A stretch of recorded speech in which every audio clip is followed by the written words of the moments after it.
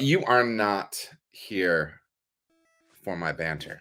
You're here for some sweet, sweet Q&A goodness. So one of the fellas in Discord posted some pictures of barrels at Cantillon.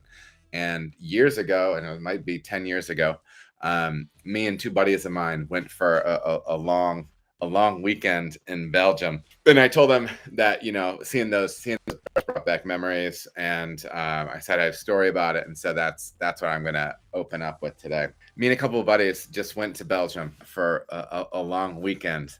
And I was really fortunate. A friend of mine gifted the trip to me. It wasn't something that I could afford to do. And then my other buddy at the time, he was single, was doing pretty well for himself. And, he's a work from home guy. And I shouldn't do air quotes. I mean, he works from home. Come on. He's a work from home guy. And I hit him up. I'm like, hey, listen, we're going to Europe in a month. We're not going to museums. We're not sightseeing. We're going to drink specific beers, and like this is a mission. So we did that. Anyways, 1 month later, we land in Brussels, get to the hotel, and there's the temptation, like, maybe crash or whatever, but we're like, we're here, we just have to keep going. So we get a cab and we try to get them to take us to Cantillon, and they don't know really what we're talking about. And we're talking about drinking beer, and they're confused. And then finally the guy's like, do you mean the museum? Because it's a brewery / museum at this point. And it was kind of like outlandish to the taxi driver that we were going there to drink that beer, and that we had like flown to that country really to drink that beer, but explicitly West Flanagan after that. We get to Cantillon, and at that time, man, I was listening to tons of Brewing Network, and they had this amazing interview with Jean Benoit, the brewmaster there. Dude, it fired me up. So I'm a history major. I taught history for 10 years. You go into that spot, and it's like this old like barn type building, right? The interview on Brewing Network, they have Jean Benoit, and they're, Justin's asking him, well, is there pressure to produce this beer faster? Because it's a very long process. So like creating goose, which is a blend of two lambics, a young and an old. Usually the young is 1 year and the old is 3 year. And it is the young that will have the residual sugar in it necessary to make a carbonated beer in the bottle, and that is their goose. And John Benoit was like, we have to defend our goose. We have to defend our tradition, right? And dude, like hair on the arm stand up, like it fires me up, So anyways, we go there, we get to Cantillon, and usually people just you can like do a self-guided tour. They give you a booklet. You get your 2 pours, and they're in little wine glasses. They're like 5-ounce pours. Usually people have those 2 pours and leave. Well, we are drinking through the menu, right? I mean, we flew across an ocean, and it really was a goal of ours. Like we were trying to we didn't want to go and just like overdrink and lose the experience, right? We're going for those beers. So we are trying to be, relatively moderate and whatnot. So we're tasting through this menu and whatever, and the service is awesome. We have the woman who's helping us with the beers, super friendly. I can't pronounce some of the names of some of the beers, of course, and so I apologize. And then she says, that's okay, I can't say it the way you say.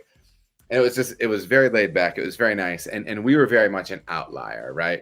Like we've been here now for like hours. Anyhow, I see Jean Benoit and I want to talk to him. And it's very much like this high school scene where there is some girl that I want to be able to try to talk to or whatever, but I don't have the nerve, right? And my 2 buddies told me, listen, you just flew across an ocean. You need to go over there and talk to this man. So I go up to him and I'm like, hey, my name is Adam. I'm a brewer from the United States. I just want to tell you how special to me that this place is, the beers, and I'm just, gushing. And then I quote him to him that like defending our goose thing, whatever, our history. And then like he blushes a little bit, but then like he fires up some and he's like, yeah, and so we chat a little bit. And then as we're talking, the woman who has been, bringing us our beers and whatnot, she came up and she started speaking French to Jean Benoit, to Jean. And being the cultured man that I am, I had no idea what she was saying. But I did hear her say cuvée, and then John's like, nods, yes, whatever.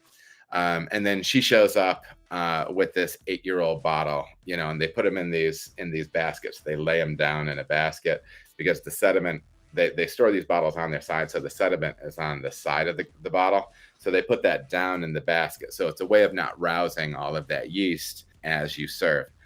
Dude, she brings this 7-8-year-old goose out. It's no joke, right? The whole time I'm taking audio notes on all these beers and stuff like that. And man, I'm not gonna lie, being a sucker for history, loving those beers, loving the culture, like the whole atmosphere, the whole thing, man, it was super overwhelming. And so now, and they give us this free bottle because we're there appreciating and loving what they have, right?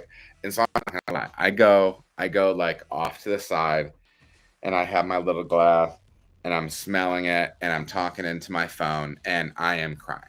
Okay. And in the meantime, my two buddies are up at the counter, you know, like buying like t-shirts and, you know, whatever, like glasses, and they sold cheese, all sorts of things. And this woman says to them, they're like, what is he doing? And they explained to her that, you know, I was taking notes on all their beers and that I come from, you know, flew over the ocean to be there. And now, like, the whole thing, like, was so overwhelming for me. I'm weeping into this gorgeous 8-year-old glass of goose, right? I have my moment. I take my notes. I go up to the counter. I'm just gonna get like a wedge of cheese and like a couple of their glasses. The cheese is like washed in their beer. And she packages it up for me and whatever, and we're bantering a little bit, talking a little bit, and she slides the stuff across, and I say, how much? And she goes, nothing.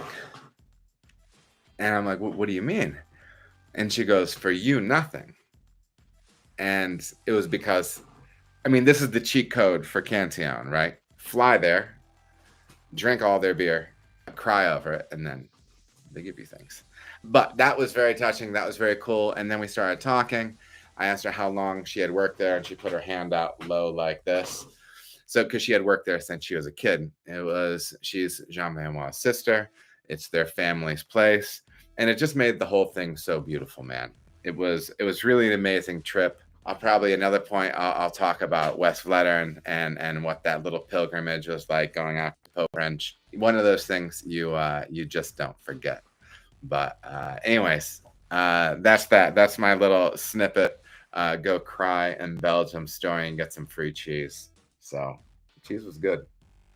All right, everybody, thank you so much for watching. If you feel as if you got any value out of the video, please like and subscribe. There are also other videos that you can watch. They're gonna maybe be over here or over here. Appreciate you watching.